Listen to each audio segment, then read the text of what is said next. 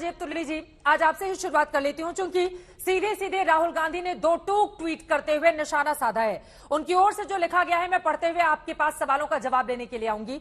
उन्होंने लिखा, इतिहास गवाह है, हर घर तिरंगा मुहिम चलाने वाले उस देशद्रोही संगठन से निकले हैं जिन्होंने 52 सालों तक तिरंगा नहीं फहराया। निशाना आप लोगों पर है और डीपी में चूंकि प्रोफाइल पिक्चर भी नहीं बदली है तिरंगे की, इसको लेकर भी आरएसएस सवालों के घेरे में है विपक्ष के। जवाब दीजिए इस पर आप।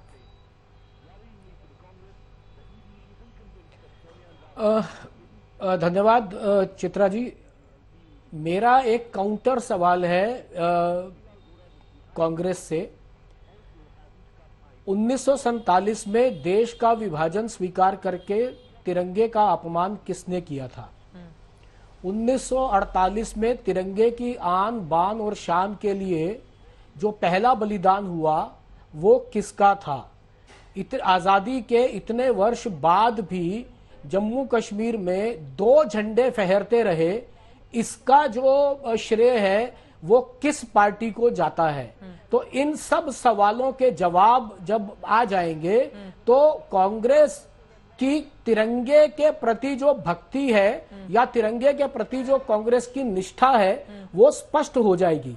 अच्छा होता ये सवाल जो सारे हैं राहुल गांधी 15 अगस्त के बाद करते तो तब तक ये उसके बाद इस पर चर्चा कर लेते। अभी आजादी के अमृत महोत्सव में तिरंगे के साथ राजनीति करना ये किसी प्रकार से भी किसी राजनीतिक दल को शोभा नहीं देता है। के साथ राजनीति मुझे लगता है कि इस समय हर घर तिरंगा लग सके। और बीजेपी की ये भी आरोप है, तो इधर उधर की ना बात कर, ये बता कि तिरंगा फहराएंगे या फिर नहीं। संजय निरुपम जी,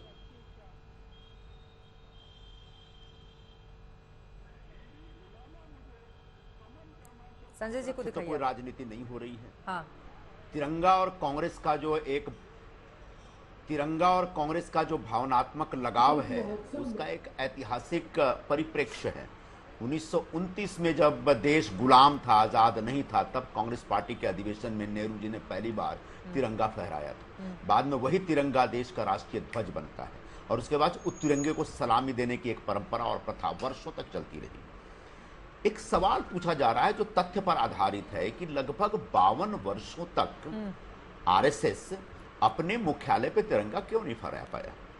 मैं मानता हूं कि सभी पॉलिटिकल पार्टियों के अपने झंडे होते हैं, कई ट्रेड यूनियन के अपने झंडे होते हैं, वैसे ही आरएसएस का भी अपना झंडा हो सकता है। आरएसएस स्वीकार करेगी साहब मेरा झंडा भगवा है और भगवा तक ही सीमित है। और इसके बारे में बहुत सारे ऐतिहासिक तथ्य भी हैं जिसमें कहा गया कि 3 रंग का झंडा नहीं होना चाहिए, ये अशुभ होता है। तो बाद में सरदार पटेल उस समय तो उन्होंने डांटा आरएसएस को कि क्या बकवास कर रहे हो आप, ब्रह्मा विष्णु महेश ये भी 3 भगवान है, क्या ये अशुभ हो गए?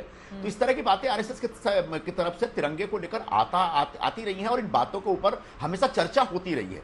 अब आज क्यों ये संदर्भ निकल के आया है? क्योंकि माननीय प्रधानमंत्री जी ने एक आह्वान किया कि सभी लोग अपने अपने घरों पर तिरंगा लहराइए। इस आह्वान के खिलाफ कोई नहीं जा सकता। बिल्कुल एक बहुत अच्छा आह्वान है, हम इसका स्वागत करते हैं। और साथ में यह भी याद दिला देते हैं कि कांग्रेस के ही एक सांसद थे और उद्योगपति रहे हैं श्री नवीन जिंदल जी। वो चाहते थे कि उनके घर के ऊपर तिरंगा लहराने का उनको अधिकार मिले, उनके दफ्तर पे तिरंगा लहराने का अधिकार मिले, लेकिन ये अधिकार उनके पास नहीं था। जो भी नेशनल फ्लैग का कोड था उसके तहत वो सुप्रीम कोर्ट गए और सुप्रीम कोर्ट में वर्षों की लड़ाई लड़ने के बाद वो फैसला, सुप्रीम कोर्ट का फैसला उनके पक्ष में आता है कि हाँ, हर व्यक्ति अपने घर पे तिरंगा लहरा सकता है। यानी कांग्रेस पार्टी ने यह भूमिका, कांग्रेस पार्टी के एक सांसद ने भूमिका दी। तब जब प्रधानमंत्री जी ने यह आह्वान किया तो हम इसका विरोध कर ही नहीं सकते, नहीं कर, कोई भी हिंदुस्तानी इसका विरोध नहीं कर सकता।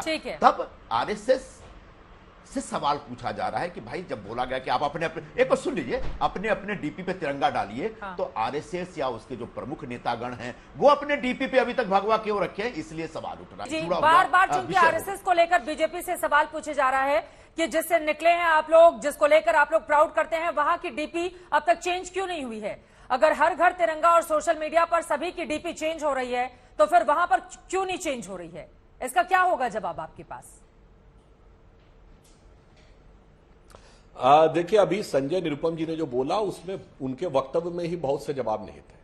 उन्होंने नवीन जिंदल जी के केस का हवाला दिया, तो नवीन जिंदल जी के केस से पहले यानी 2006 से पहले गैर सरकारी बिल्डिंग के ऊपर तो तिरंगा लहराया नहीं जा सकता था।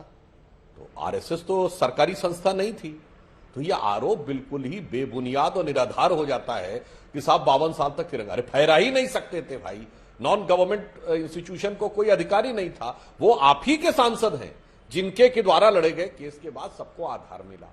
अब दूसरा मैं कहना चाहता हूं, स्वतंत्र भारत में तिरंगे के साथ क्या हुआ?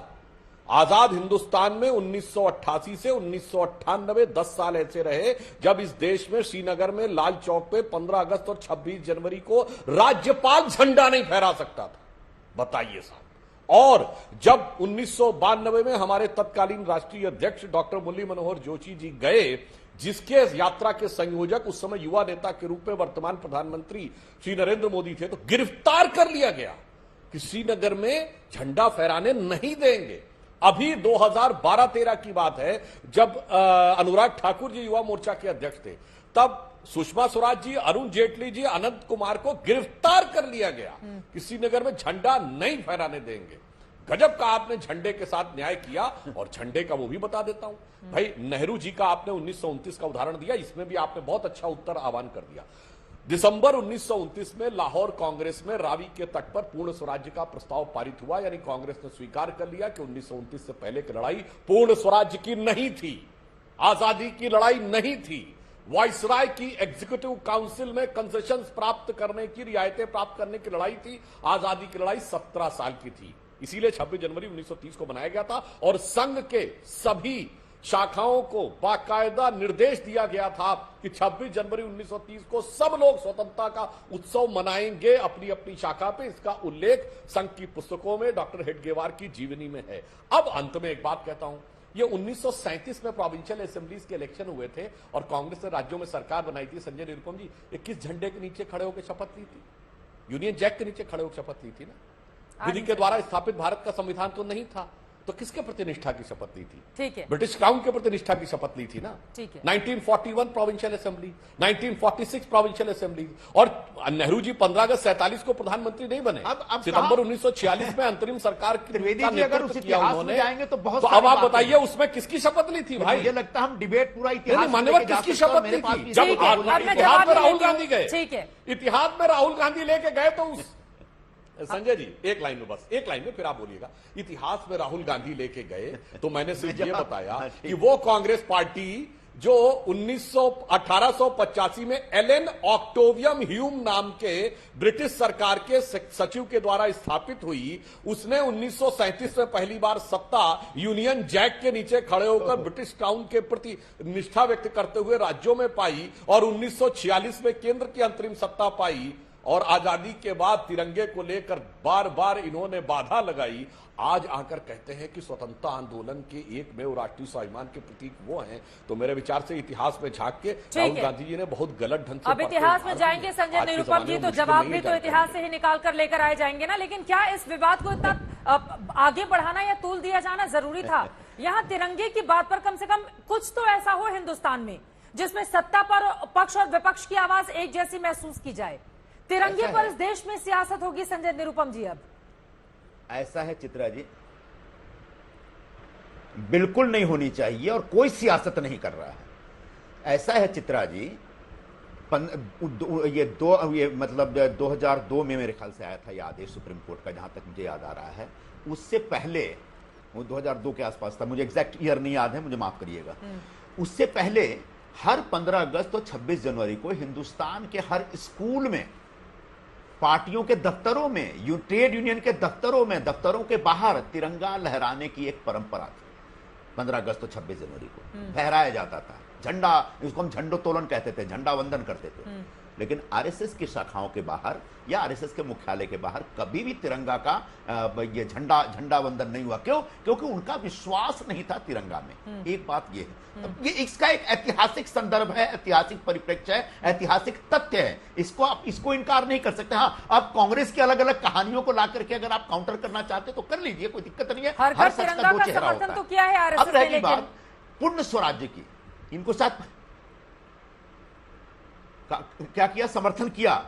तो फिर प्रधानमंत्री जी ने जो आह्वान किया कि आप साहब अपने अपने डीपी पे तिरंगा लहराइए, तो आरएसएस भी अपने डीपी पे तिरंगा लहराने से क्यों कतरा रहा है?